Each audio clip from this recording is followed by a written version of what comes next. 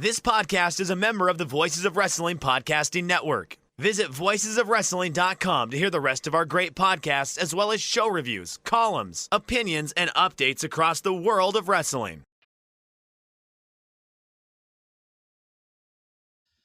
Shake them ropes, Jeff Hawkins, Chris Novembrino on your Independence Day weekend, holiday weekend. This might be a lazy river of wrestling talk because there's not a whole lot to do, but I have some interesting July 4th traditions, I guess I would call it, Chris. What are your July 4th traditions? Because I've heard some strange ones Woo! this week. The wild party that is Jeff Hawkins. I watch I try and watch two different things, especially if July 4th is a weekend. I watch the Great American Bash 1989, which is for me the most imminently watchable pay-per-view that I know. A lot of people like WrestleMania 17. For me, Bash 89 is one I can watch beginning to end and not get bored, even though look, it's not all high art per se, but a lot of it's really friggin' great. That's the one that starts with the double battle royal with basically what would soon be All Japan's roster with like Dr. Death, Gordy, the Varsity Club is in there, Doom is in there, the Skyscrapers are in there. There's a War Games match. That's the one with the Freebirds and the Midnight Express and Dr. Death versus it's the Midnight Express, the Road Warriors and Dr. Death versus the Freebirds and the Samoan SWAT team. The main event is Flair and Terry Funk, which is awesome. There's a Steamboat Luger match in there. It's in Baltimore, which is a heel town. So it's just awesome all the way. They're cheering for Sid to kill Shane Douglas and Johnny Ace, which is just timeless entertainment for me. And I also try and watch Gettysburg because I'm a historian. I think Gettysburg is overvalued as a battle in the American Civil War because there are two other battles that are much more important to the future of the Civil War, and that to me is Antietam and the Siege of Vicksburg. But the Gettysburg Address is one of the great speeches of it, and I also Gettysburg in historical lore is the most interesting of the battles because it's above the Mason-Dixon line. It has the most colorful cast of characters of any of the war, and the movie is fantastic. I did some extra work on it. As a matter of fact, one of the first acting gigs I did was a little. I skipped some school, and I went up and I was an extra in Gettysburg. But yeah, that's my wild fun time. Not a barbecue, not anything. No, I watched Gettysburg and the Great American Bash 1989. Yeah, my July 4th tradition here in Dallas is avoid Addison like the plague on July 4th because they turn Addison into a thing called Kaboom Town.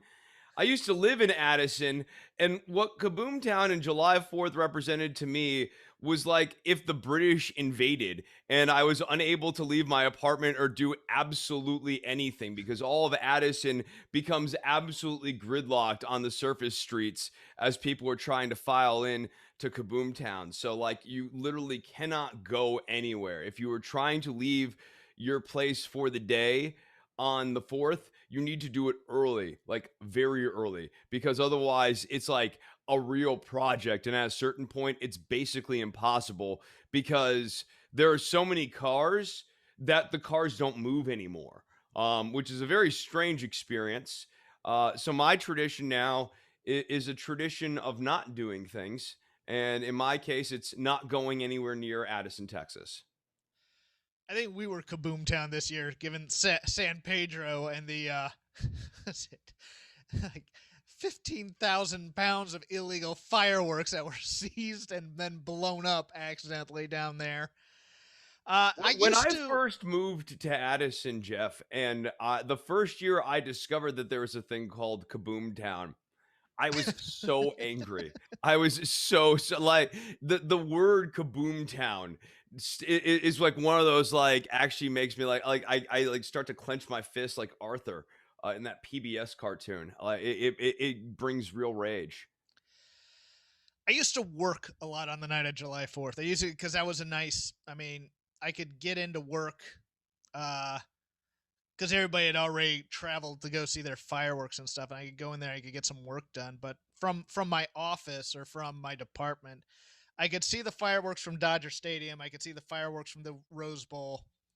And then I could see the fireworks of various neighborhoods in LA that were catching on fire from illegal fireworks. Like you'd see it pop up into a tree, and then you'd see the tree start to light on fire. I go, this is the Los Angeles. I know. This is the Los Angeles of the people right here, is burning your neighborhood down to celebrate freedom. And it's just stupid. When I was working, I used to live in the South, and there weren't this many accidents with fireworks, and we would shoot bottle rockets at each other. But I come to LA in a highly dense, populated city, and these morons are shooting off fireworks and lighting houses on fire, and it's just ridiculous. all right, so 2 more fireworks stories here. One, when I used to work at the captioning company, I would also do overtime on July 4th, like, because that's a good holiday. One, that's not a holiday you want to be driving around on, because that's amateur night on the highways and everything like that. And I used to work overnight.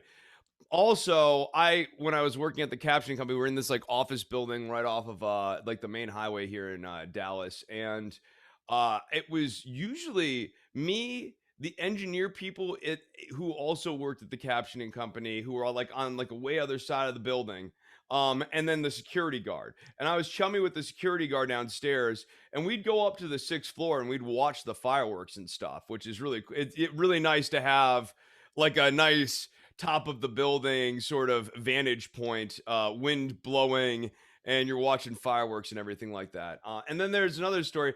I got a ticket back when I was in college, a fairly sizable ticket. It was like $500 for possession of fireworks within city limits in Denton. And the funny part was they weren't even my fireworks. I Here, hold these, Chris. I was helping somebody move. Like I know it's, and when I'm explaining this to cop, I'm like, this story is like the worst. It was the truth. It sounds like a lie already. It reeks of the lie. Yeah, no, but like, and the worst part is like the context of me helping. I was helping somebody move away from her boyfriend, who was like a bad dude, and like it was like we were just trying to help her get out of this situation, and she had a lot of stuff still in my car, one of which was a pillowcase filled with fireworks, like lots and lots of fireworks. No, I mean like, and I unloaded some of, but not all of these. I was being an idiot in college. I'm at a gas station. I'm smoking a cigarette. I'm like, well, I don't want to smoke in my car. So I like, because you don't want to light the fireworks in the car. Like, all right, some common sense, right? But at a gas station, perfectly okay to light one up. No, I'm not like standing by the pumps, bro. I'm like, oh, I'm at like the, the front of the gas station. I'm getting ready to get back in my car, and I go and put the cigarette out on the ground. I get into my car, and a cop walks up before I can even get out of the parking space, saying I was littering. And they use that as auspices to do a drug search. I don't know why. I don't know why they might have thought that your boy Nove, especially back in college. I know. Chris Novembrino doing Chris drugs, Novembrino doing illegal things like the marijuana? The highly reputable. No. The highly reputable Chris Novembrino, of all people. No, so I didn't have anything like that. But they made me unload my entire car, which had like all of this person's stuff in my car too. And then they found this big bag of fireworks, and they're like looking at me like, what are you trying to do with this? Some sort of terror attack? It's the mid-aughts. And I'm trying to explain to them, like, oh, these aren't even my fireworks, blah, blah, blah, and like, nah, they're still like possession of fireworks within city limits, $500. And I had to do like probation and all this stuff. It stunk. This is why you don't help people move. Ever. No good deed goes unpunished. Just don't ever help people move. Don't do nice things for people. But okay, enough of the jibber jabber, Hawkins. Let's get to the graps. That's what people come for. Rest in power to Del Wilkes, age of 59, passing away of a heart attack, better known to a lot of you as the Patriot from back in the day. I was early.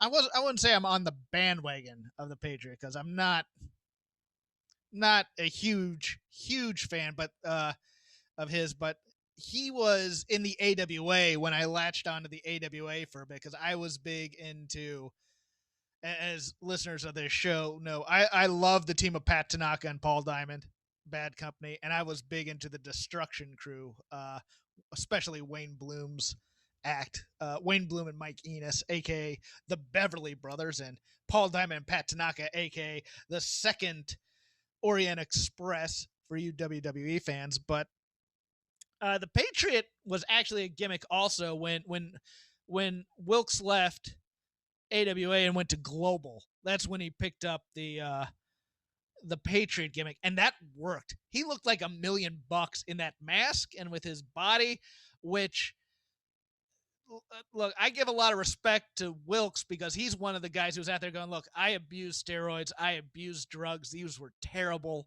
for me.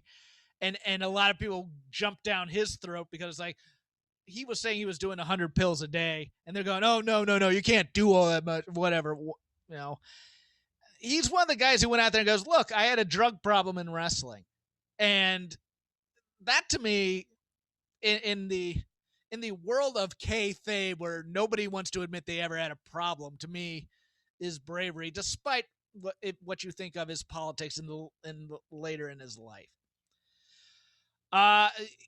WWF, he went there after his All Japan run, which, by the way, if you're going to watch matches from the Patriot, I would watch those All Japan tag matches, especially there's one with Crawford and Furnace, who are just fantastic. There's one with Misawa and Kawada, who, of course, are great. If you're going to look for a stateside match, I would go with the Bret Hart match from WWF from In Your House 17. I believe it is. I forgot the name of that one, but he has a great match with Bret Hart on that one. I believe he main evented. You know, they were doing the whole Canada America thing there. The tag team with Marcus Alexander Bagwell once he jumped with WCW, kind of exciting, but I believe by then he was starting to get injured a lot and didn't really last all that long. But I remember that tag team was better than it had any right to be. Stars and Stripes. From the 92, 90, or was it 93, 94, kind of my fourth year of college type area when WCW was trying a little bit too hard to be WWE. But a guy, you know, once he put on the mask, because he was in AWA and he was the Trooper, and he was doing this lame cop gimmick where he looked like a Chippendale stripper, where he'd come out in the slacks of a police officer, but he wouldn't be wearing a shirt. He'd be wearing the hat and the sunglasses. He'd be handing out tickets to the fans and things. And he and DJ Peterson had a serviceable tag team. NWA Central States mainstay DJ Peterson. But the Patriot for me is when it all really came together for him. And even though Global didn't do a lot for the wrestling landscape, it did give us the Patriot, where he went to All Japan and then WWF and WCW as the Patriot afterwards, and that would be the gimmick he'd be known for the rest of his life. But you know, not the greatest wrestler in the world, but a presence, I thought, at least when he was able to stay healthy. And also, for you trivia fans, his theme in WWF, same as Kurt Angle's. Exactly the same. Although when Kurt Angle used it, it was called Metal, and when Wilkes used it, I think it was called something like Patriotism March or something like that. But any memories of Del Wilkes on your end, Chris? I don't know if he might have been before your time a bit. So you stole my thunder on the Patriot Kurt Angle thing. You're killing me here, Hawkins. Killing me. No, when I think about the Patriot, I like, it's one of the all-time great masks in a way. Yes. Yeah, like it's a great mask. And for masked wrestlers, the mask in a way is everything, right? Like, Rey Mysterio is his mask. Psychosis is his mask. Hayabusa is his mask. I mean, there are so many. We could go. I don't want to just like rattle off every single like great mask in masked wrestling, but like the Patriot, you look at the mask, you know exactly what the gimmick is. And with Del Wilkes, for me, he was a little bit before my time, but I do remember him trying to run in the 90s and his run in WWF specifically. And it felt like a bit of a dated gimmick, but like now I think, okay, what if this gimmick, like what if Wilkes had been able to put it together like in 1982? If he had put it together in 1982, I think the Patriot would be like at like the Macho Man, Mr. Perfect level of remembered as like one of those classic era wrestlers. I think it's the fact that the Patriot like didn't really become the Patriot until the Cold War was basically ostensibly over. Until jingoism was a dated concept for many, I think. No, if he had found this, like again, it's just the timing wasn't right. I mean, I'm also struck by how young he was. But like, let's say he had found this gimmick at 78 or 79, and by 82, he had really refined this thing, and by like 84, 85, he's having his heyday with this thing. Like, I mean, yeah, I think it's a different story. I question that a bit just because at that time, promoters in America were not big into the masks for a main event babyface necessarily, other than maybe Mr. Wrestling 2 in Mid-South kind of. But I mean, you know what? Bill Watts could have done something with that. I think Bill Watts, if Wilkes had lived in an earlier time and looked like he did, Bill Watts would have pushed him to the moon, even with the mask. I think Vince would have had any interest as well. This is sort of my argument. With the body that Wilkes has, I think that if the right person had sat and talked to young Vince and been like, hey, this guy's got the body you like. He's got a gimmick that's very over, and we push him as a superhero. Remember, Vince loves superheroes. You can have Del Wilkes, the Patriot, going up against Earthquake. Bring in, John Tenta, and like he would have been. You know what? He would have been a good Hogan replacement, is what Wilkes would have been. No, certainly would have been better than Warrior, right? Like, you can imagine a different timeline where, like, instead of Warrior, Vince goes, let's push Del Wilkes. Yeah, I could have definitely seen that. And it probably would have been less. Although, Wilkes is a South Carolina boy, and he has that Southern accent, which is why he didn't cut a lot of promos. Vince takes one listen at that and goes, nope, not gonna do it. This is the same Vince who was very into like Lex Luger doing the body slam on the battle cruiser and everything. Like I in my head this week I was porting Patriot into that era and going like, I don't know, there's like a weird alternate timeline where this guy like is a much bigger gimmick than people realize. Yes, there is, and I think he also battled some injuries in WWF, but if he had been able to stay healthy, especially when they were doing the Canada versus US thing, I mean, he was part of that. It wasn't as well done because, of course, you had the Road Warriors involved with the America part as well. Was he part of that 5-on-5, or am I mistaking it? The one that was in, no, because it was. I gotta look that up real quick. Vamp for me a bit. I mean, the one thing with the Patriot is it's a gimmick that doesn't work super well as if it was going to be a mid-card gimmick, it would need to be a mid-card championship gimmick. Like when it gets just lost in the middle, it doesn't work as well. Okay, no. It was Shamrock, Goldust, the Legion of Doom, and Stone Cold, who were the American team. But at the next In Your House. That's In Your House 16. At In Your House 17, that's when Bret Hart and the Patriot fight it out. So, yeah, rest in peace to Del Wilkes. A little bit of news, mostly comings versus goings. Get to that in a second. But Seth Rollins and Becky Lynch got married. Seth making her an honest woman. Finally. The two got hitched. Good for them. Okay. There's no thoughts on that. I can see you shaking your head.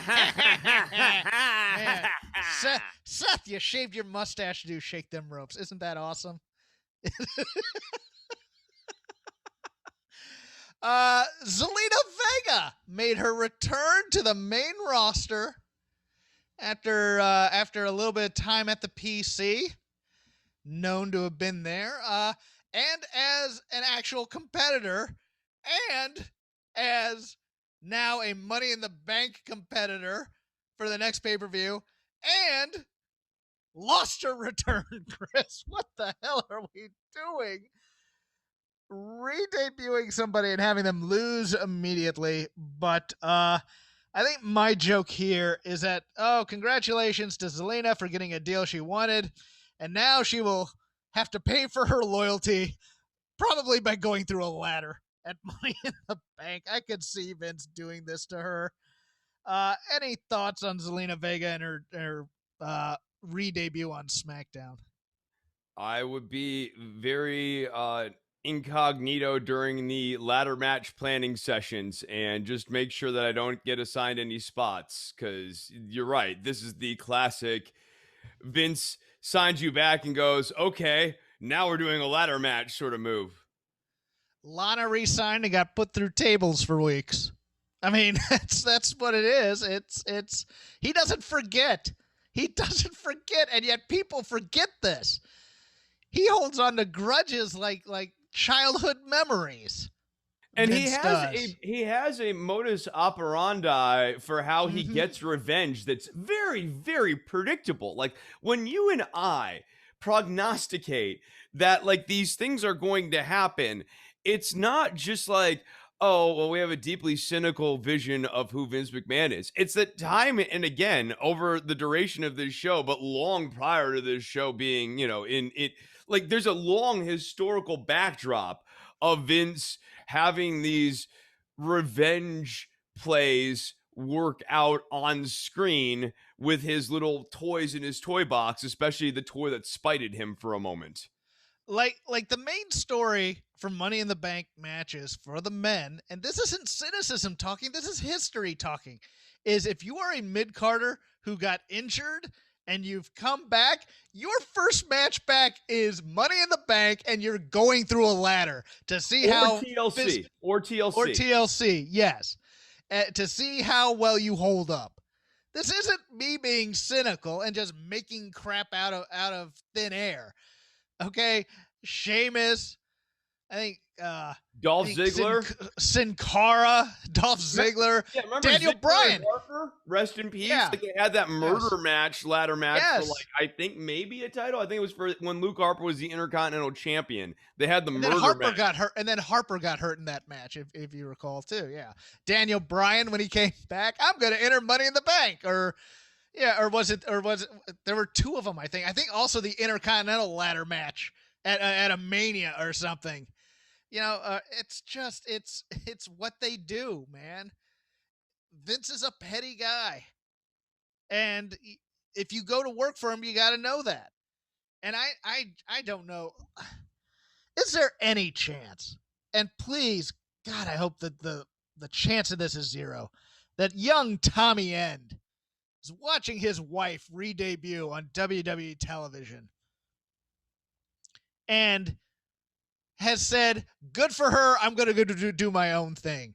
Because if he comes back and he re-signs, number one, you never, ever, ever go back to an employer who cuts your salary and then who fires you and then will rehire you at less money, because then they own you.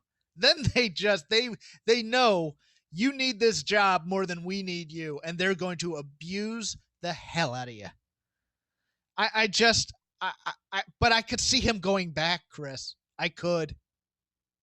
Yeah, I could too. I think he'd be really foolish because AEW could really use Tommy End, and I think if you are Tommy End and you're watching the presentation of Damian Priest, why do you want some of that? Because you're either going to get the Damian Priest treatment or you're going to be in a tag team with Damian Priest. And, best case scenario, they turn into Chronic 2.0. Good Lord. That would actually be a Another. fun gimmick. Like Damian Priest and Tommy Head is like the acolyte / chronic just annihilating people. I'd be into that.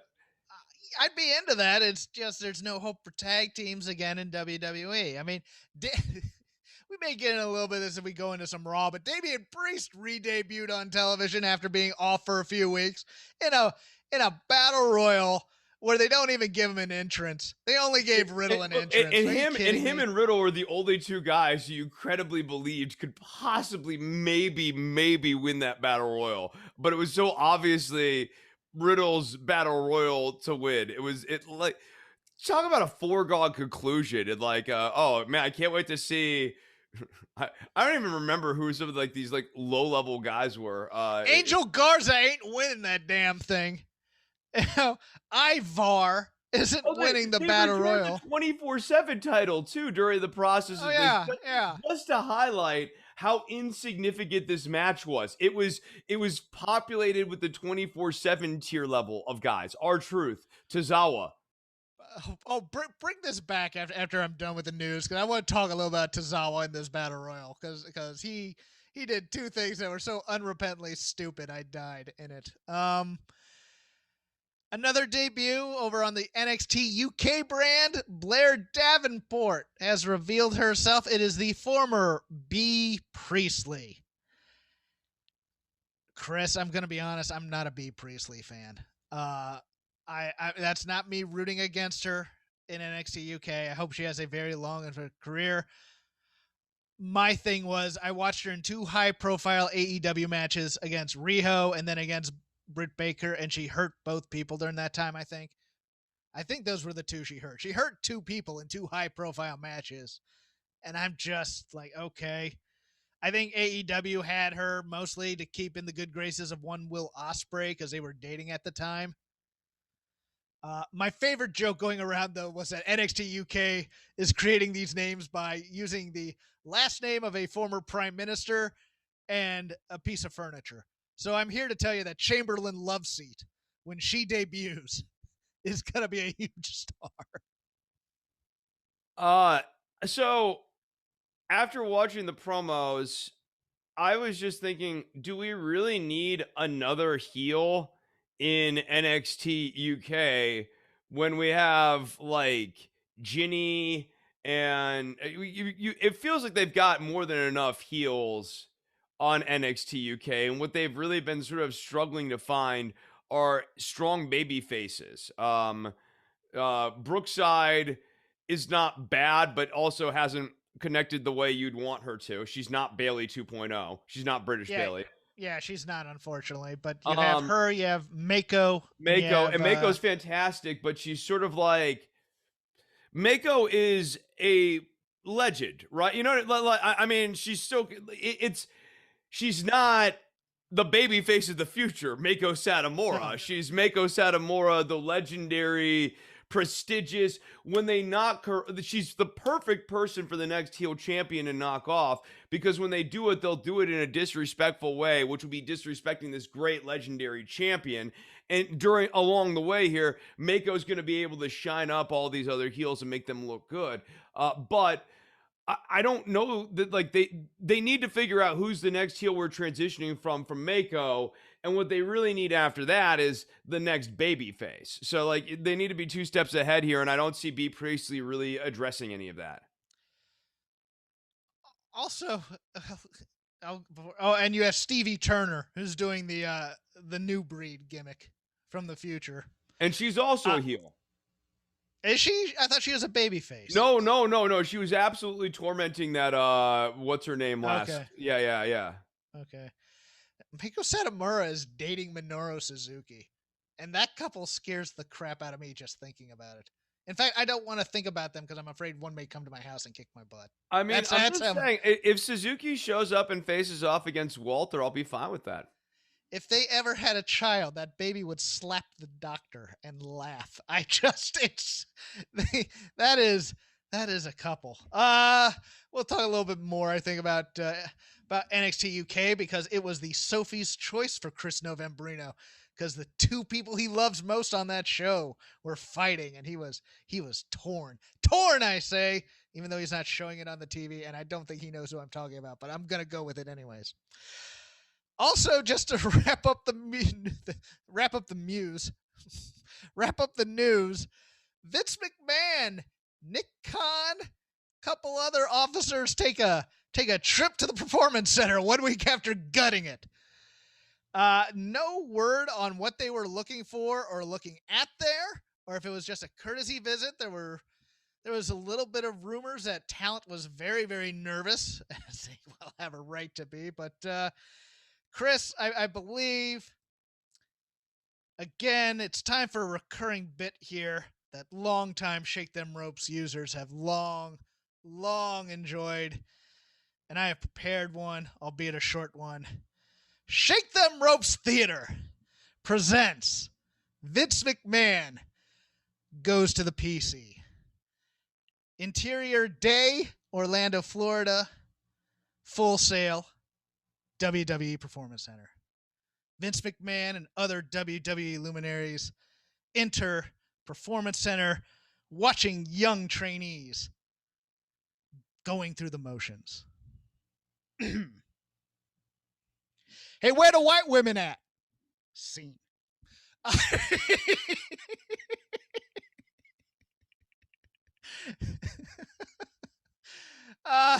Little homage to Blazing Saddles there. Yeah, I don't trust Vince's talent evaluation. He was looking for anybody over 6'5" or blonde. I'm more worried that Nick Khan is trying to learn names so that he can fire those names. If I was talent, I would make it a point to not be seen, because Nick Khan's just going to fire whatever names he learns. Nick Khan has printed out the spreadsheet and is looking down column A.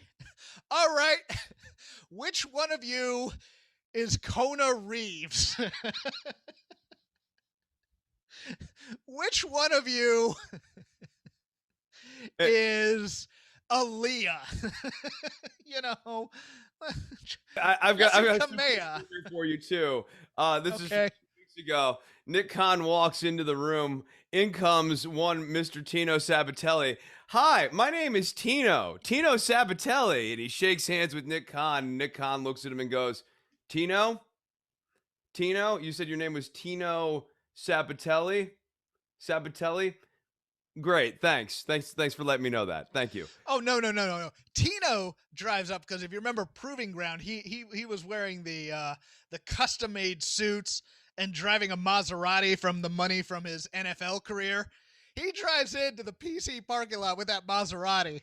Nick Khan looks up from his spreadsheet and goes, that guy's making way too much money if he's driving that kind of car. He's out of here. He's gone. Yeah, on a serious note, I would not want to be a known quantity to Nick Khan, because going back to what we were saying about Vince McMahon, at this point, when you meet Nick Khan, it is like, touching the Grim Reaper. Bad things follow. It's like Vince is here. Oh, and we've brought our management consultant, Nick Khan, here. He's just evaluating. Nobody's job is on the line. Nobody's going to get fired. No. We want to eliminate workplace deficiencies here. And Nick is here to do that. You'd be crazy not to think that Khan's gears are turning in his head for the next round of cuts. They've done 3 rounds of cuts in 3 months. 3 rounds of cuts in 3 months. At this point, you'd be nuts to think another round was not coming. To end the news, the Wrestling Observer reprinted this. WWE's looking for new writers to make complex storylines and deep characters, and y'all got my number. I had friends slack me as well. I had people shoot me messages here this week. Oh, I heard about this. You should go and sign up and be a writer at WWE. I'm like, no. I review it every week. That's plenty. I'm willing to try this time, I think. Let me know what you're looking for. I'll do it. What the hell? Let's. I'm Look at me open to being have a too old. conversation, sure. Like, yeah, but like I can't imagine they go, we're gonna give you the US title in 6 months to do whatever you want with that program. Here are my 6 volumes of Bailey stories that I have written, Mark. And ways I can get Asuka on TV more. That's probably what would be the crux of my portfolio. So that's our news. Let's get the sponsor read out of the way. And we really love them, actually. They're back for more. Support for Shake Them Ropes is brought to you by Manscaped, who is the best in men's below-the-waist grooming. Manscaped offers precision-engineered tools for your family jewels. They obsess over their technology developments to provide you the best tools for your grooming experience.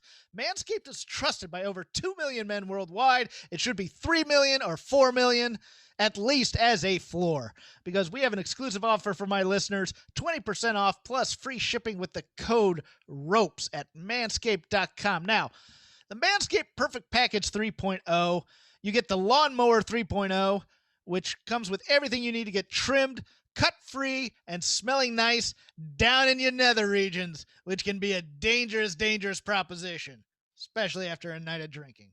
But Manscaped has created the best ball hair trimmer ever, the Lawnmower 3.0. Their third-generation trimmer features a cutting-edge ceramic blade to reduce grooming accidents thanks to their advanced skin-safe technology. And you, too, can feel confident shaving your fellas down there. And also in this is the Crop Preserver, an anti-chafing ball deodorant and moisturizer. You already put deodorants on your armpits. Why are you not putting deodorant on the smelliest part of your body?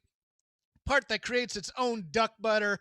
Yes, your balls stink. Speaking of sweaty and stinky balls, family show that this is, I am thankful for their Crop Reviver. This product, along with the Crop Preserver, keeps your balls from sweating, smelling, and sticking. And Manscaped threw in 2 free gifts, 2, into their perfect package. Went to the higher register for the 2 there even. A pair of high-performance Manscaped boxer briefs that'll keep your junk feeling fresh all day because it airs out the fellas, and a travel shed bag to store all of your grooming goodies. Trim that junk of yours, get 20% off, free shipping with the code ROPES at manscaped.com, and your balls will thank you. Get 20% off, free shipping with the code ROPES at manscaped.com. Once again, that is 20% off with free shipping at manscaped.com. Use the code ROPES, ROPES, at checkout. Unlock your confidence, and as always, use the right tools for the job with Manscaped, and we thank them for their sponsorship of Shake Them Ropes. So we have 2 AEW shows. I thought the AEW show on Wednesday was quite good, quite exciting. I want to delve a little bit into Raw here. 2 things. One that I just pointed out before we did the read, and one after. Tozawa in this battle royal won my heart, and the kid should be doing so much more on this show. But the bell rings for this battle royal, and he immediately drops to the ground as if he's been shot. And it's the dumbest looking thing in the world, unless you consider it strategy. And then on the first Irish whip he takes, or he actually runs into himself, he runs into the ropes and starts grabbing them as if someone is supposed to be eliminating him at that time, but there's absolutely nobody around him. It is the dumbest looking thing I've seen, but for the stuff he was doing, I mean, the high flying, the other stuff, they're wasting this kid on 24/7. Oh, he's crap. absolutely right. He's absolutely wasted. I mean, he's actually a good promo. He's actually a good character guy. He's good at coming up with characters that work in a wrestling context, and he's a great wrestler. Like he can deliver the matches you want. He's good, stiff, crisp worker, and yeah, he clearly has this comedy bone in him. And yeah, I would love to see him really anywhere else getting to do something that's, given a little bit more clearance, not necessarily seriousness, but like taking, just given a little bit more leeway to do what he wants to do and present it with a little bit more, I guess I'll say seriousness, but with a little bit more deliberateness. I'm going to make a statement that is probably stronger than I should. I have watched wrestling for a long, long time, Chris Novembrino. You know this is an important point because I used your full name. Charlotte Flair and Rhea Ripley is possibly the worst feud I've ever seen. Ever. It is. We haven't even done any characterization of Rhea Ripley at all since bringing her on this main roster. We have done nothing to tell us who she is. We've done nothing to draw from the history of Rhea Ripley and Charlotte Flair from that NXT title match from 2 WrestleManias ago.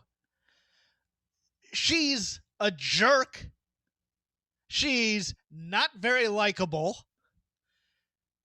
She's saying she's learning from Charlotte when there's no reason to learn from Charlotte other than to learn how to be a jerk. She's aligned with baby faces. Charlotte is just dreadful on promos these days, and that's not her fault. It's what they give her. She's teamed with Natty and Tamina in this 6-woman match. Natty and Tamina and Dana and Mandy. I mean, you said, like, are Dana and Mandy faces or heels, or are Natty and Tamina We don't faces? know that. We don't know. We don't know. We just know that from week to week, either Natty and Tamina are lovable underdog veterans or jerks, depending on if they're doing a photo shoot right next to a ring, which is a terrible place to do a photo shoot, because there's gonna be noise. You morons. It's like, dude. No, let me throw my 2 cents in here real quickly on the Rhea Charlotte thing. No, I'm with you. It's one of the worst feuds I can think of, and like, it has a recency bias, but like, I think this will be one that I'll call back to in the future. So it's got to be one of the all-time bad ones. And the reason I think it's so bad, as I think about it, like everything you're saying about Rhea Ripley, yes. Charlotte Flair, kind of at like her peak level of uninteresting. Like, there's just nothing to this character. And the actual matches they're having are boring matches. It's not the best Charlotte we've ever seen, and we know Rhea can be better. And then the most likely outcome, or the most narratively satisfying outcome of this feud, would be for Rhea Ripley to join forces with Charlotte as a heel at the end of all of this, which would then beg the question, why have a feud in the first place? And if that's how you like want to end this, with both of them being heels, it's got to be one of the all-time bad pieces of storytelling. It would certainly be an all-time bad piece of business in the old days, where the crowd boos nobody, where the crowd cheers nobody at the end of the feud, and they're both just heels. Like, that's not a money angle. Oh, dude, if they end up being a tag team and winning the tag titles from Natty and Tamina, and they're doing a Twin Towers, who may or may not be baby faces, and are doing a Twin Towers gimmick. Don't get me wrong, in another alternate universe on Earth 2 or 3, I am here for a Charlotte Rhea Ripley tag team. That to me is kind of exciting. Not in the way Bayley and Sasha exciting, but in a different way. As a dominant physical force, sure, I'm here for that. With the storytelling, no thank you. No thank, because it'll probably, you know what's going to happen then. Oh, can they get along with each other? Right, and you would absolutely not be into the split. Here's the thing with that, like, and this is why I would consider it, again, a horrible piece of narrative storytelling here. You would not be in for the split, because the whole initial thing was Charlotte's a bad person and made Rhea a bad person. So why would I want to see the split if the split was going to eventually should be Rhea turns on Charlotte? Rhea goes, like, it doesn't make any sense. The way you'd get into this does not allow for a coherent or satisfying or like desired getting out of this.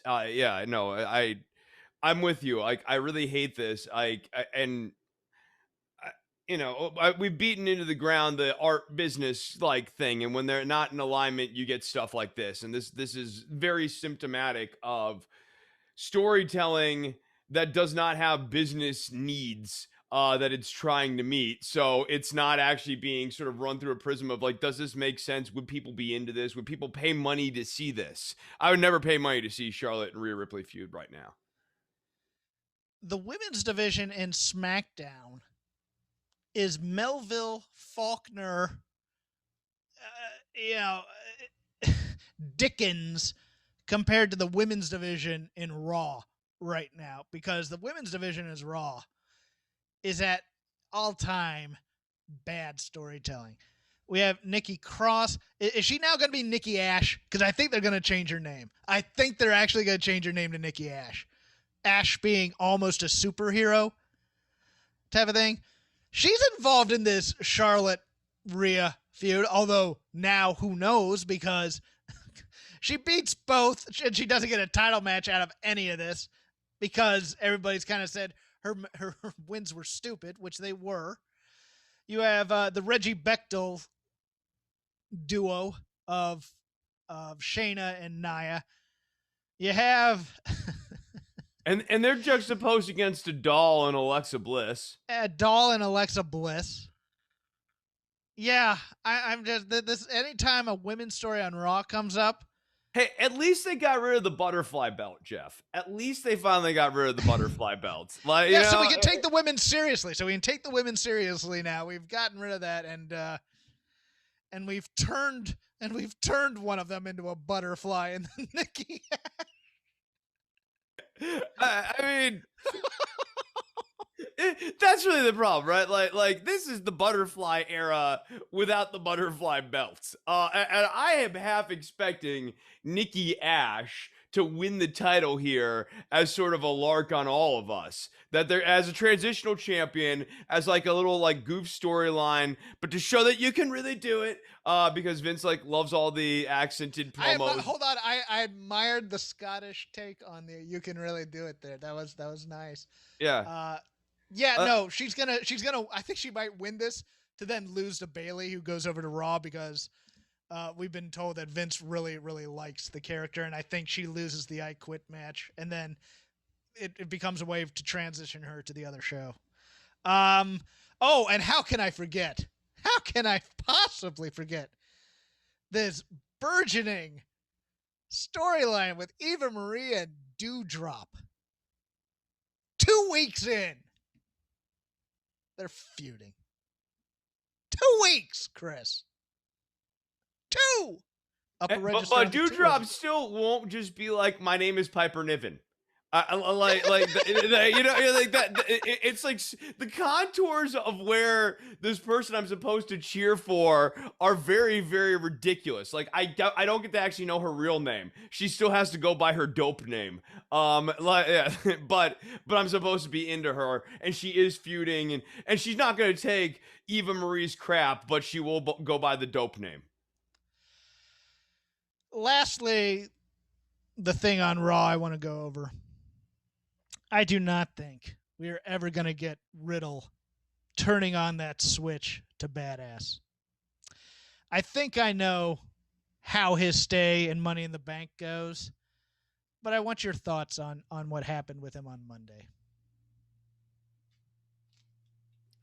I don't think Riddle turns. I think that they don't pull the trigger on the Randy Riddle storyline at Money in the Bank. I think they. When you say that, what do you mean? I don't think they have like the big blow up between Randy and Riddle. I think they tease it. I don't think it happens. Yeah, that's my thought. That's my thought on the Money in the Bank thing. Oh, I get this. I think they're gonna rush through it. I think Riddle and Randy. Good thing they have right now too. I mean, yeah, like. That's the most frustrating part. Is the only watchable thing on Raw right now is the Riddle and Randy storyline. It's a perfectly passable angle. It's not like, this is not Shakespeare. It's not the greatest wrestling you've ever seen in your life, but the New Day's part in it has been good. Randy and Riddle have had fun, sometimes hammy, but like generally speaking, fun interactions with one another. Randy, for his part's actually doing a pretty good job. I think Orton's actually very good in his part. Yes, yes, he is. Yeah. Randy is kind of in Batista give no F mode. I mean, he really is. If you look at it, he's just putting dumb stuff and he sells it so hard.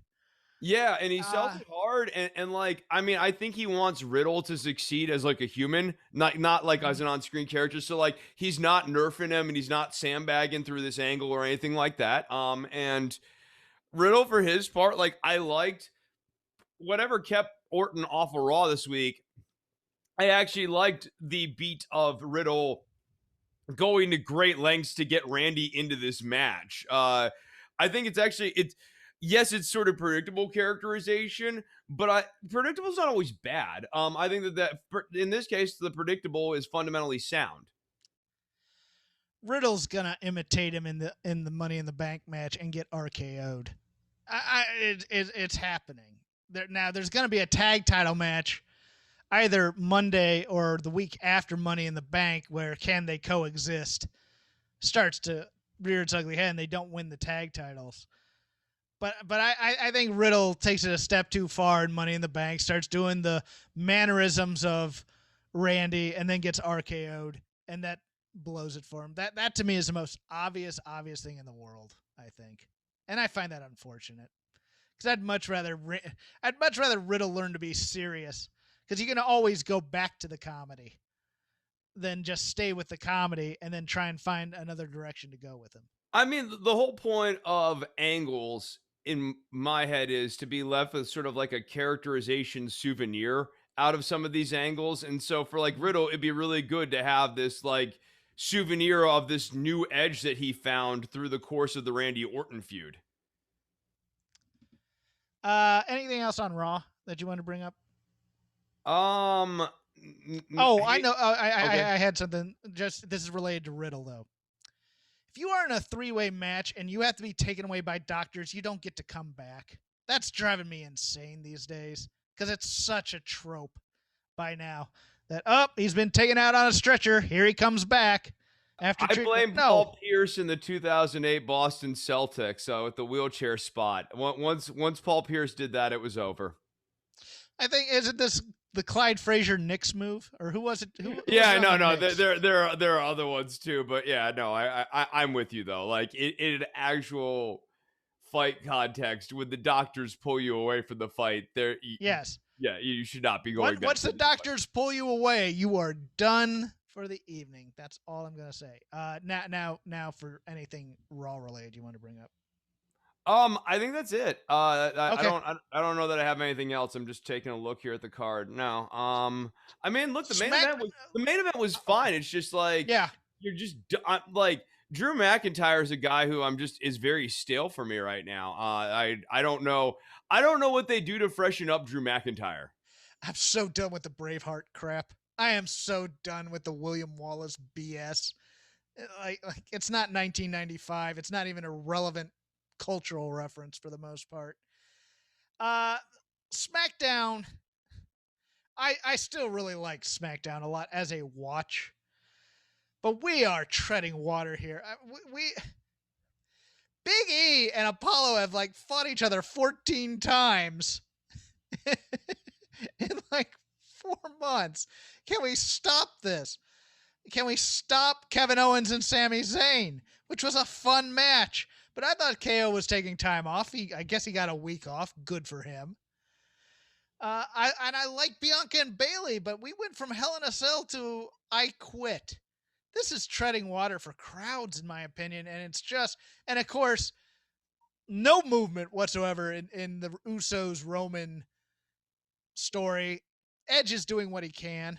I thought Edge was very entertaining on this show last night, but other than that, this is kind of, hey, we did all this stuff on pay-per-view. We're going to do it all again on in 2 weeks on Money in the Bank. And I really just don't get Jimmy's like role. Yes.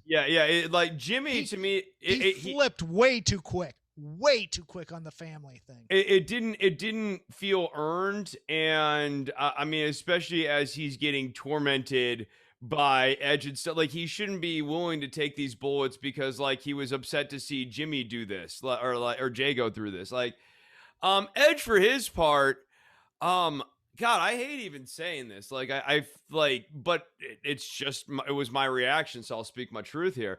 I thought he looked old. I like the bags under his eyes and stuff. Like, I mean, he looks the gray the gray in the beard is not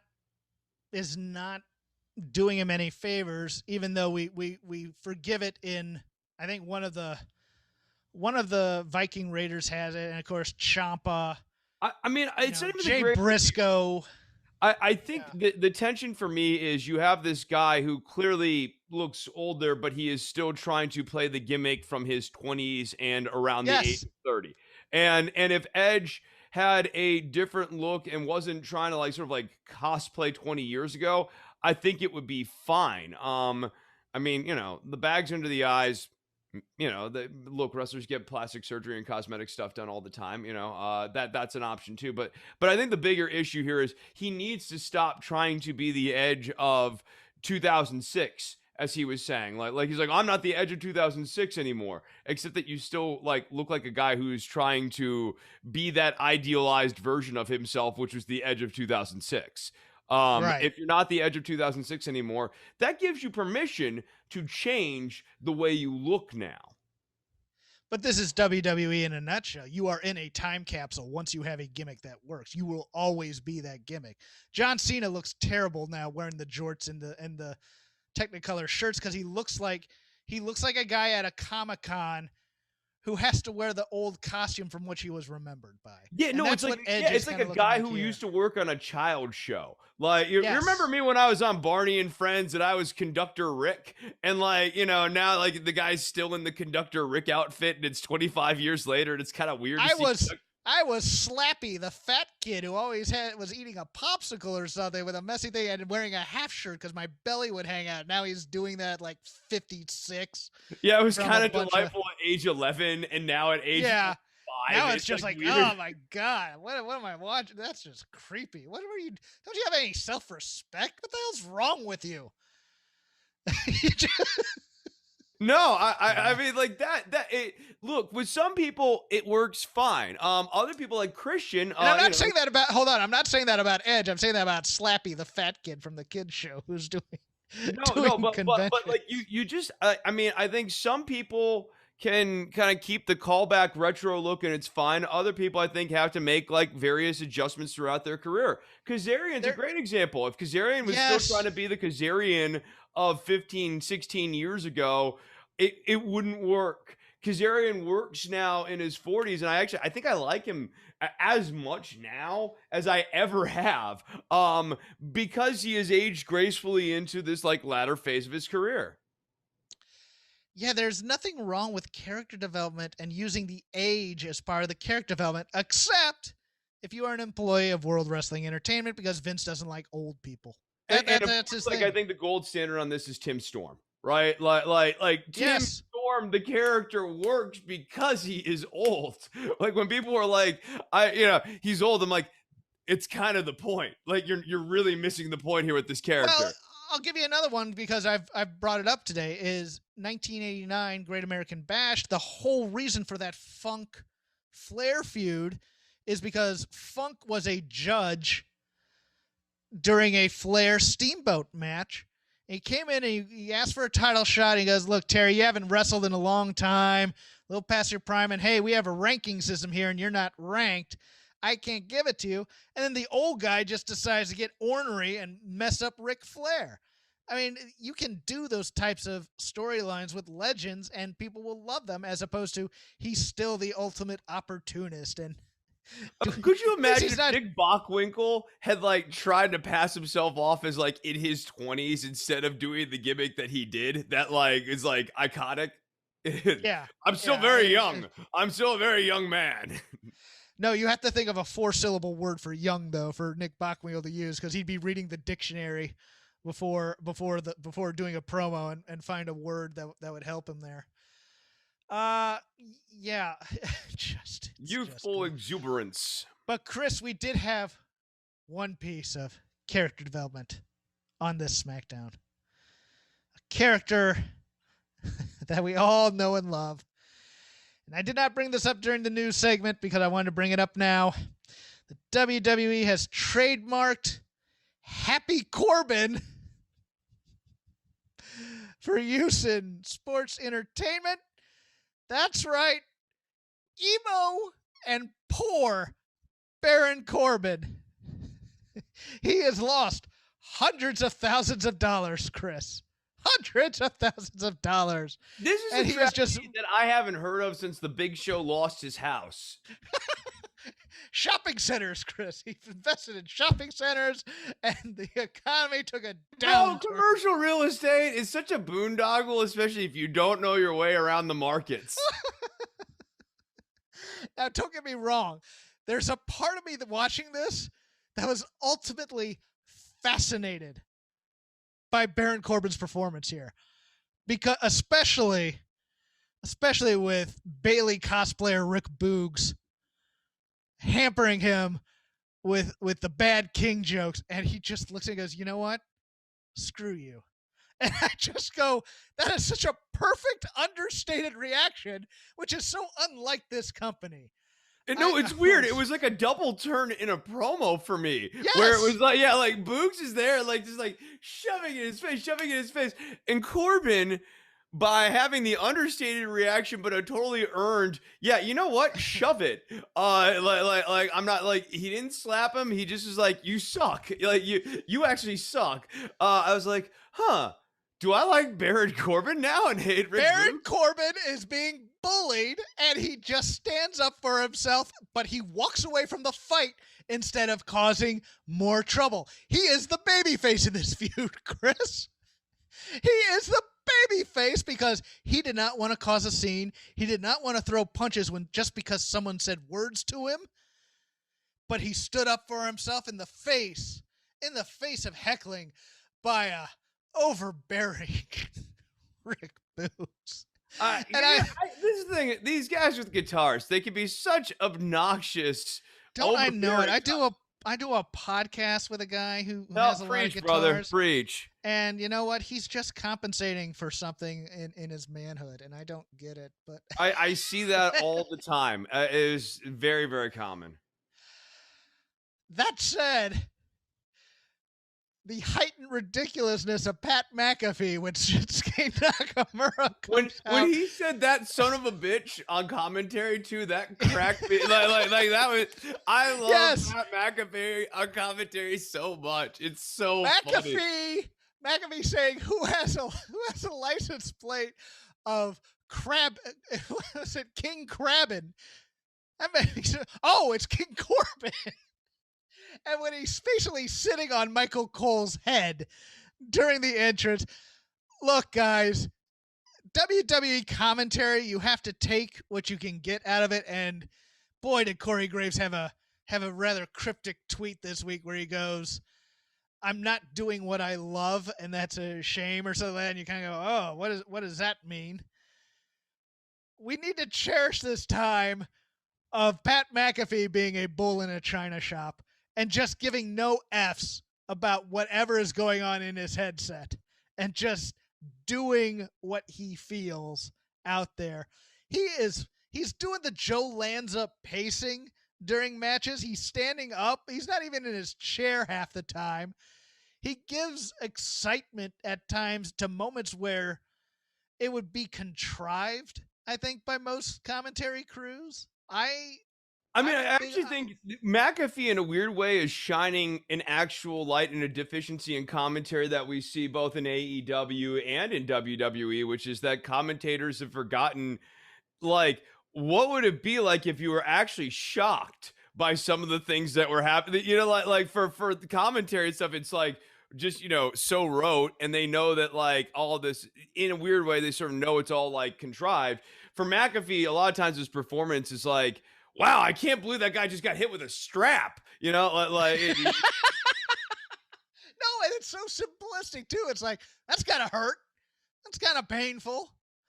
I will and push that back a little bit. The pain that actually helps with the like, it's actually an adding thing. Yeah, that makes sense. No, his shock that Owens was trying to superplex him through 2 tables. Just that little moment right there, where it's like he was trying to superplex him through 2 tables. It's like not just 1 table, because 1 table would hurt enough, but 2 would be extra powerful. Yeah, I'm a fan. I am. I admit. I mean, look, does he have some of the annoyances of getting himself over on commentary? Yes, I will fully do that. I will push back a bit on you because there is a commentator in AEW who gets over the excitement of things to me. And I think that's Tony Schiavone. I think Schiavone still brings the emotion. Well, that's like times. one of 6 guys, though. Yes, that's one of 12 people. Oh, and speaking of which, I cannot go. The one AEW point I had, because it was a mostly enjoyable show, I thought. I liked it. The Bucks and Omega are being a little bit ridiculous with this facial hair thing. But JR signing off as WWE Dynamite. Allow me a little mini rant here, Chris. You can forgive it for age. You can forgive it for having done so many years of working in the WWE. You can do that. But he has been employed by AEW for over 2 years now. Or almost 2 years. My timeline might be a little bit mixed up on that. My animus towards Jim Ross, and I've said this many times, I don't mind Jim Ross. Jim Ross is part of one of my favorite commentary teams when he teamed with Schiavone in NWA Crockett / WCW during the time when they were buying up Mid-South and starting to do that. Those two's call on Clash 1 is spectacular to me. Jim Ross also played politics backstage. Jim Ross was willing to get in there and sling dirt at people, especially Michael Cole, when Michael Cole was given Raw and JR was surprisingly shipped off to SmackDown when he didn't want to be. He wanted to be the voice of the WWE still. He wanted to hang on to that. And he's out there crying that, oh, I'm still a good play-by-play voice. Hire me, hire me, hire me. So New Japan takes a flyer on him, and he stinks for a while there too, as you might recall. He got better, but he didn't get great. He didn't get his fastball back. But he was, he's out there claiming he's the most prestigious free agent in commentary, blah, blah, blah. And, there are other guys. Time marches on. It's time to get new blood. And I'm not saying he's bad in the Gordon Soley showing up with half a bottle of vodka in him and just going through the motions, but Soley at least had the excuse of being drunk when he sucked. JR is still He's actively disinterested. Like JR is just like not applying himself. He's cashing the check to me a lot of times, not always. Don't get me wrong, but he has actively buried talent on the air because he's still coming from a talent relations position. It is time to move on from JR and say, JR, thank you for your service. If you'd like to be a consultant, great. If he wants to be a producer on commentary, great. To have him as the voice of your promotion when Excalibur should really be the voice of this promotion, as a newer, younger, fresher guy who knows the guys and knows the moves. And this has been my 20-year arc, right? Like if you're thinking about this from the launch day of AEW All In, you want to have a voice that 20 years from that start date, you can look through all this archival footage and it is that lead voice. And to me, it was always a mistake to go to JR and have him be the voice of AEW because he's not going to be there as the voice of AEW even 10 years from now. So you're going to have like this turnover and this churn. And one thing that WWE has going for it is that Cole has been this post of consistency for 20 years through, like the actual WWE era. Michael Cole has been a steady voice on commentary on shows all throughout. Excalibur, ready to do it. Schiavone, I think, yeah, like he would be the much stronger hand, in my opinion. I never thought they needed that. But then I also want to pivot to one other thing, though. Jericho as a babyface, as much as I thought he was kind of annoying as a heel, I find him to be like kind of useless as a babyface. Like I really don't need Chris Jericho on commentary. I never need Chris Jericho on commentary. I never, because he's always amping it up to 11 to bring energy or something. Somebody told him bring energy to the product or whatever. Because like, you remember the Luke Harper tribute show? That's what he was there for. Is everybody was down, so we got to bring the energy. Let's get Jericho out there to do it. Yeah, I wasn't a fan of that, but everything about that show was wonderful. I don't want to break it down because you can't, and we already have a show on the network that does that. It's called Everything Elite. You should listen to it on Thursdays when it comes out, or Wednesday nights. But like a nice little rebuild of Jungle Boy. Obviously Jungle Boy had a nice match with Omega. The Jack Evans, the Conan Tully thing was pretty good. Yeah, the Jack Evans Jungle Boy match was really enjoyable, and this is what Jack Evans should be doing, in my opinion. I agree with that. And everything else was solid. Like everything else is solidly booked. Miro Pillman. Let's talk a little Miro real quick, because that's something when everybody's talking the Elite and everything else. Miro right now is my MVP in this promotion. He is killing it on these promos as God's chosen warrior, whatever. And they decide to bring in Lana, or the former known as Lana. She has to do like a Tammy Faye Baker type gimmick. Just a chaste, good Christian woman supporting God's favorite warrior. I'm here for that, man. Oh, and any perceived slight on Lana should set off Miro in like an absolute, like it just brings down. Yeah, no, that should actually be great. Miro for me has been a reprieve from all of the Elite stuff, which I still continue to not enjoy. So honestly, it's the undercard of AEW for me is what keeps me watching AEW. And like, the Bucks matches aren't bad, but like, dude, they're so hammy. And Omega, I just think Omega, he doesn't do it, man. No. It's like he comes out and he needs Callis. He needed Callis on that promo. Yeah, that promo this week stunk. It was the mustache was delivering the promo. Like the guy himself is. Yeah.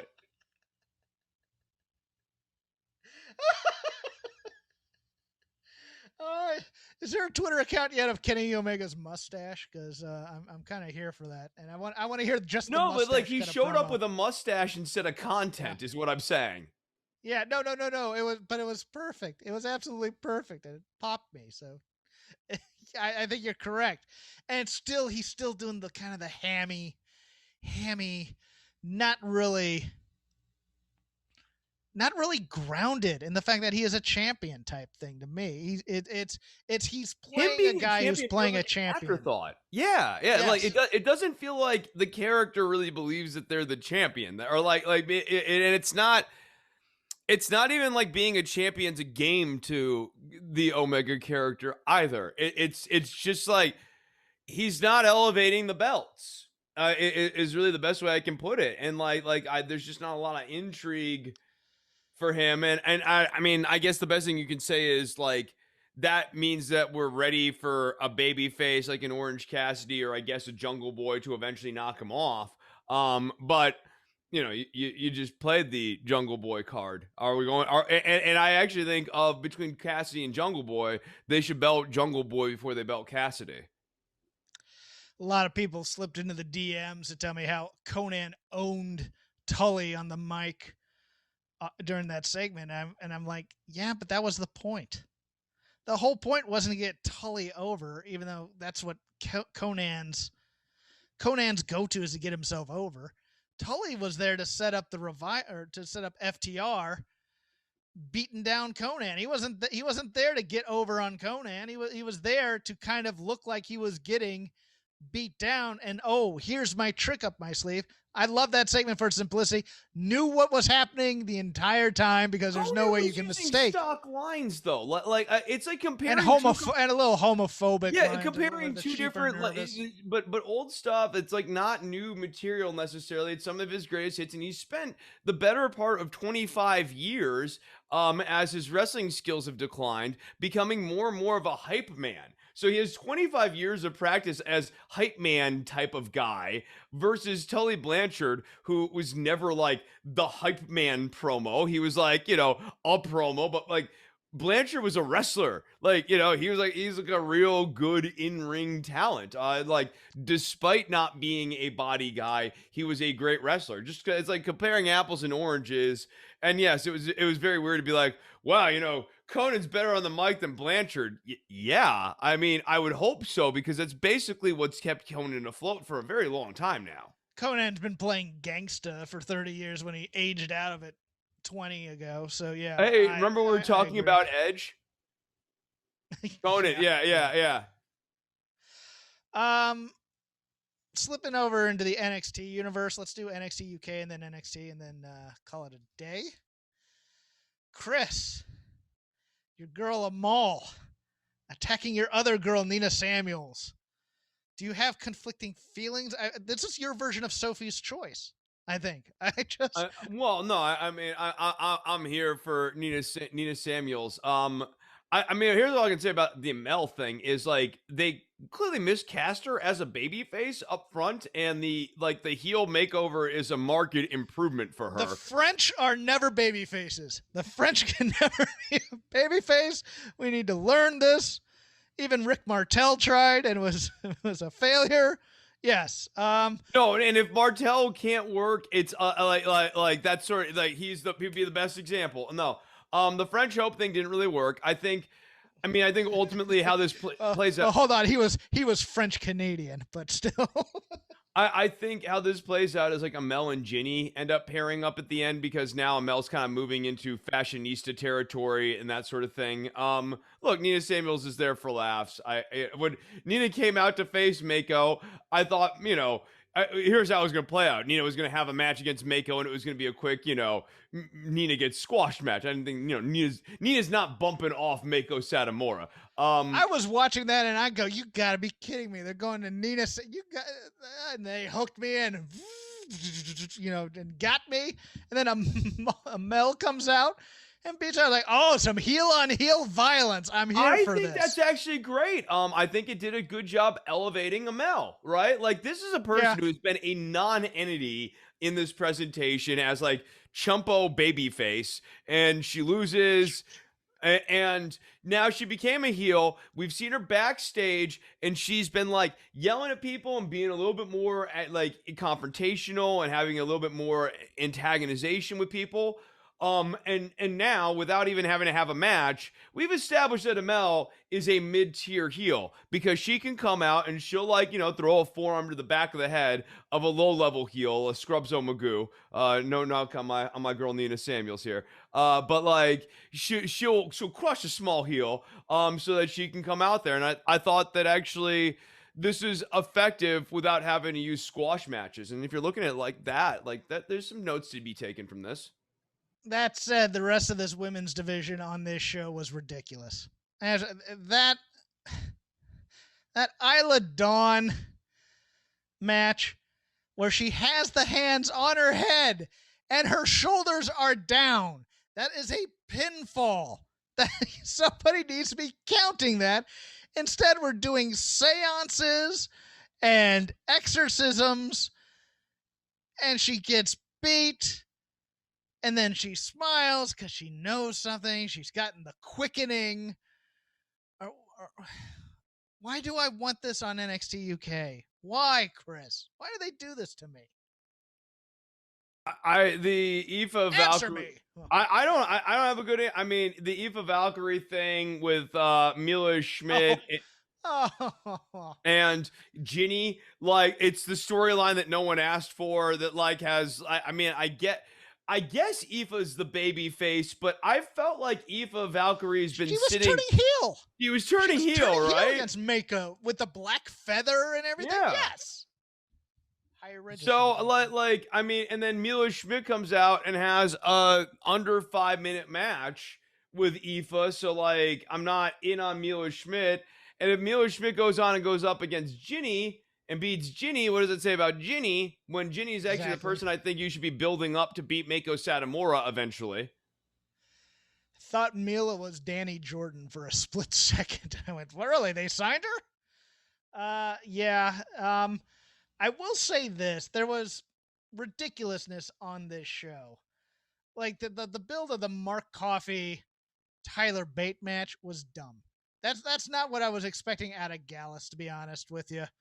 That match was great, and the A-Kid Jordan Devlin match was pretty damn good too. But I'll tell you something, Chris. Yeah, A-Kid and Devlin really delivered, I thought. They did some really fun spots. I agree. The thing that warmed my heart was a very short 45-second vignette with Joe Coffey and Rampage Brown. Coffey comes in. This is after the triple threat where Ilya Dragunov wins. Slaps Rampage on the shoulder. He goes, well, that didn't solve anything. And the two just have a laugh. And it felt like that one of those two things where you have two guys who are kind of fighting each other, but a third guy comes in to steal their glory, and they're just kind of laughing at the insanity of it all. And then Coffey just gets up and leaves. And the only thing I really wanted out of this was Rampage to start chuckling after he left as well, as if the laugh was still lingering there, as opposed to thinking about it. But I love this segment, Chris. It was almost how I'd script something real if I wanted to do it. And I love those little kind of moments where you actually get sucked in without the histrionics of it. And I thought it was such a nice, I don't know if you, in sports, if you ever, or anything else, if you've ever had a rival that you have a begrudging respect for, but you don't really like him all that much, but you'll talk to each other and things. That's what this felt like to me. Yeah, I know. Yeah, you definitely run into that, for sure. But yeah, like, I liked that spot. I thought it was good. I think the Rampage Joe Coffey thing is it's a nice long-term story / feud. Every one of their matches has a little bit of layering to it because they keep telling a story and the matches kind of develop out their interactions. I mean, it's not like Okada and Tanahashi or anything like that, but I do like the fact that like every time these two dudes touch, it has an increased level of meaning, and that has been developing since Rampage Brown's debut.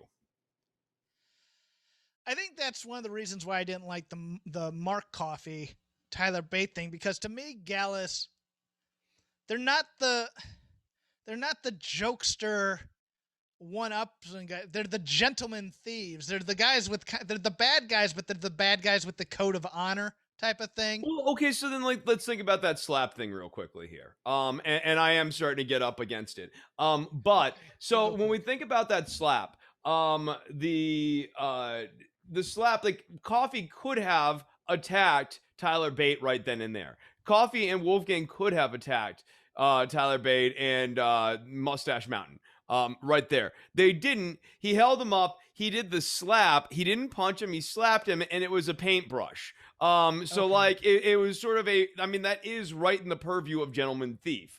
It is, I am the slight heel going into this match to make it clear who we're rooting for still here, which is Tyler Bate and not Mark Coffey. But also, we're not heels. I'm not ambushing you. I still want to essentially have a sporting match. It's a playful Gentleman Thief sort of thing. Okay, so moving to NXT real quick. We'll do 5 minutes on NXT and get you out of here. My quick thoughts. I loved the triple threat tag match. I thought that was really well done with the women. A lot of fun to watch for me. Bronson Reed, I think, is on his way to the main roster. I think that's why they gave Swerve Scott the belt. Xia Li, that's going to be a deep push, I think. She knocked out Mercedes Martinez, literally, in that match with the kick. She's not skilled enough to do those kicks. I think they now move to 1,000-Year-Old Dragon Lady as the main vehicle for that act, and Xia Li and Boa are now hench people. I think so too. They become the red shirts of the crew, and Karen Q becomes the focus because she works some more. She doesn't have an intense style, let's put it that way. She's always been more of a comedy wrestler, which is going to be interesting to see her be serious. So it's going to be kind of cool. And finally, before we get into your notes on it, Gargano and Karrion Kross. We could have so easily turned the way babyface here. We could have so easily made Johnny Gargano Johnny Wrestling for a few weeks going into this match at the Great American Bash.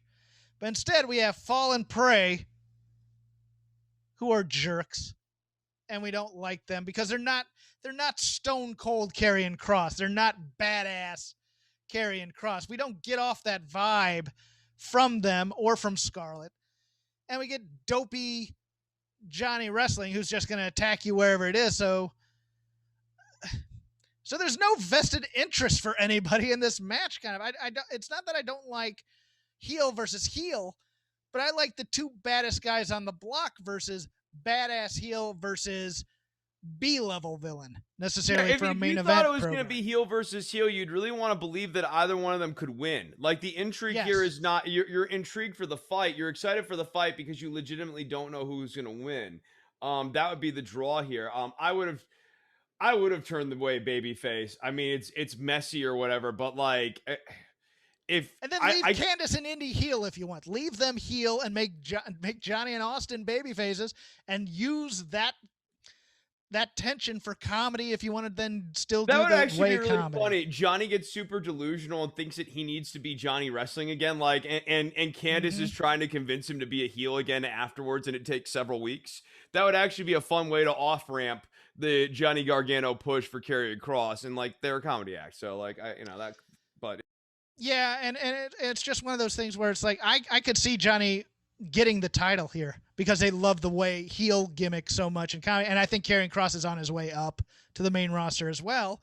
But it's just like, well, then nobody's going to cheer for him as champion, which is the natural inclination once you get back in front of fans because fans love Johnny Gargano. So there's that. And then Cameron Grimes, I think Cameron Grimes' face push is actually pretty solid. I think he'll connect really well with audiences. Let me see what else I've got here. Oh, I have one thing while you're looking. Okay. Well, I was gonna. Okay, go ahead.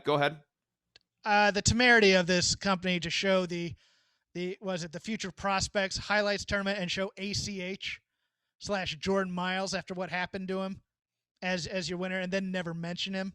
Screw off. That's my only other thought on NXT. Go ahead on the Diamond Mine. So Diamond Mine real quickly here. It's not that Roderick Strong in this new look. It's not a great look for Roderick Strong. I don't think it's actually helping. He feels like a weird fit in this Diamond Mine act. Actually, I think it would have been better for the act to have just two young guys like Rust or whatever. And then what else do I have here? I liked the opening. I mean, I thought the 6-way was like, or the 3-way was a little, it had WWE tropes in it, but it was good. Yes. And then Hit Row winning. I thought that they rushed into Scott winning the title. So like, I mean, they've done a nice job presenting him or whatever, but like, they sort of rushed into it. And the other problem is that Top Dollar has been getting a lot of burn, almost too much burn, compared to Scott. Like it's almost like the presentation has been a little bit more focused on Dollar than it has been on Swerve. Same with the woman, who I don't think is getting back in the ring. She was a trainee, but I think they're going to just keep her as a valet. I think she gets way too much burn as well at times. And I think the guy that's being slighted here is Ashante the Adonis, who is quite a wrestler in his own right. But they're going to go with Top Dollar because big guys. Yeah, right. No, I mean, I'm with you. I think Ashante the Adonis is getting slighted, but I also, Swerve's a guy I could see them getting disinterested in, ultimately thinking the act is B and Top Dollar. We should make Top Dollar the head guy of Hit Row. Okay. Yeah, they've never done anything like that before, the Hurt Business. No. Braun Strowman. All right, I have to go. Okay, cool. Let's get our plugs. I'll get the plugs out of the way. Shake Them Ropes. You follow me at CraftGame13. You follow Chris at DWATG. You can follow the show at Shake Them Ropes. Chris also has a Patreon for his show. Don't worry about the government. He'll tell you about it now. Patreon.com/DWATG. Check out the latest episode, which I put out at Don'tWorry.tv. It's on iTunes, and it is on Stitcher and Spotify. Chris can leave now as I say thank you to Manscaped. 20% off plus code ROPES at checkout. Thank you very much for listening to Shake Them Ropes. We'll see you next week.